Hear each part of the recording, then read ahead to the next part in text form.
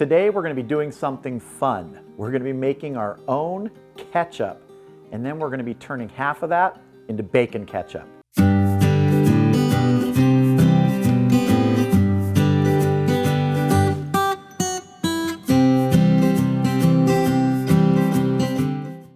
So in order to make our own ketchup, we have a couple steps we need to go through. The first of them is getting the tomatoes ready. And we're going to be starting with 42 ounces of whole peeled tomatoes in their juice. These are canned tomatoes. And we're going to pour these into our blender.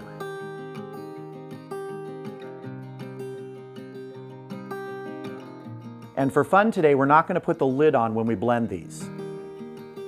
No, we're going to put the lid on. First, we're just going to pulse these a little bit. Then we're just going to set it on medium and let it go for about 30 seconds.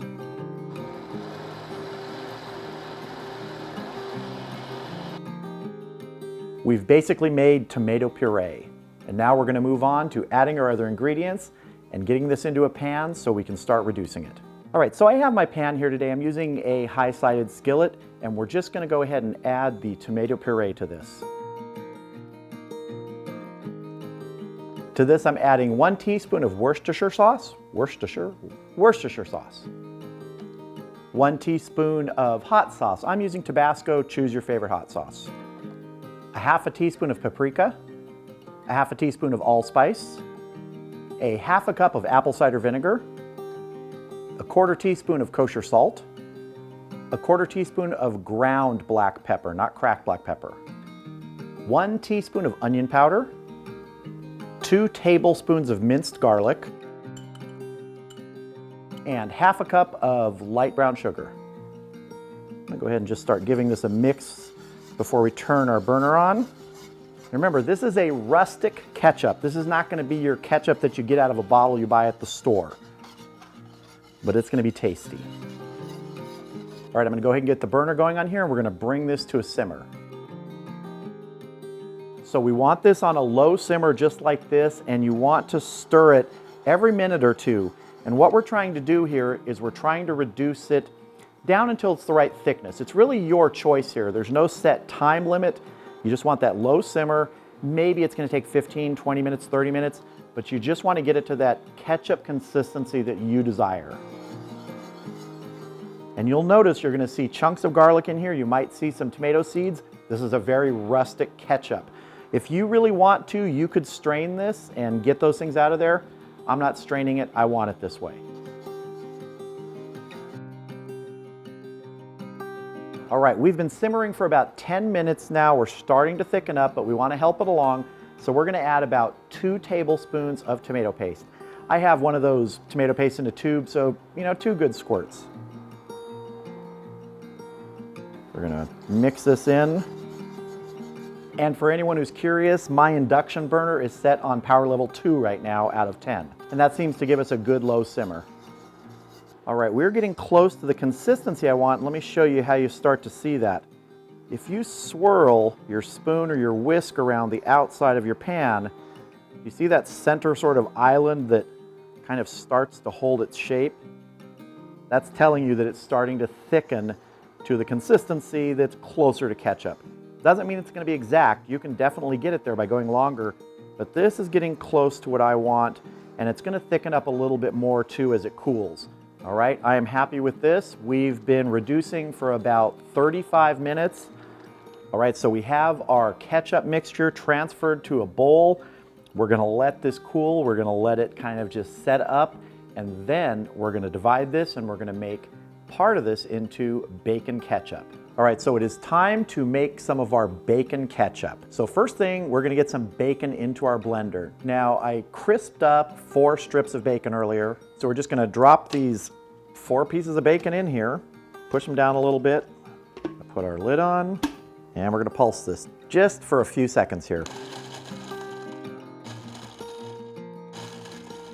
Now we're gonna add about a cup of our ketchup mixture.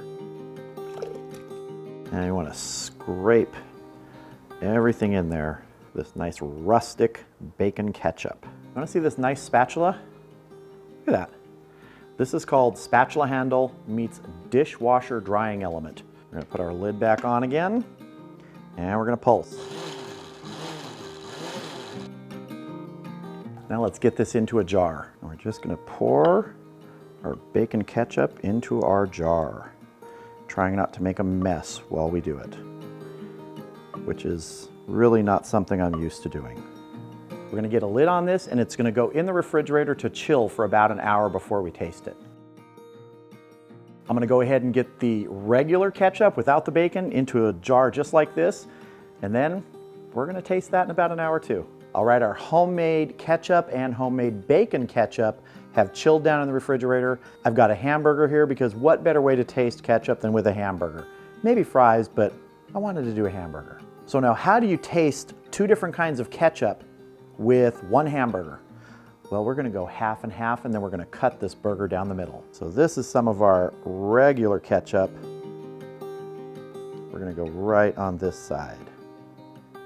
And now here is this chunky, rustic bacon ketchup. We're gonna go on this side. And I also wanna just put a pickle on each side too. There we go. Now let's get the top of our bun on here and cut this in half.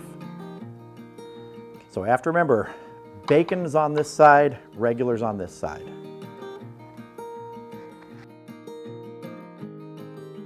We are ready. One hamburger, two flavors of ketchup. It's time to taste. All right, so I am gonna taste the burger halves in just a second, but I wanna take sort of an unadulterated taste of these two ketchups. First, I'm gonna go for the bacon ketchup. Chunky, bacony ketchup. That is really good. I gotta say, French fries would be terrific with this, with those little bits of bacon. You dip a fry in, you get some ketchup, you get some bacon. I like this a lot. And now just our regular ketchup, nothing else added. Very rustic. You get those pieces of garlic in there. Really nice, bright, tangy flavor from that vinegar. This is really, really good. It's a nice way to really up your ketchup game instead of just having bottled ketchup. And that's part of the thing about this.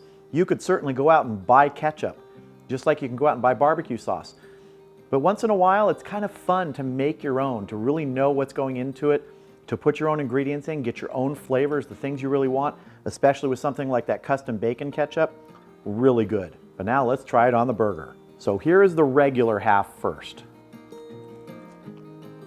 The taste of this is just really fresh.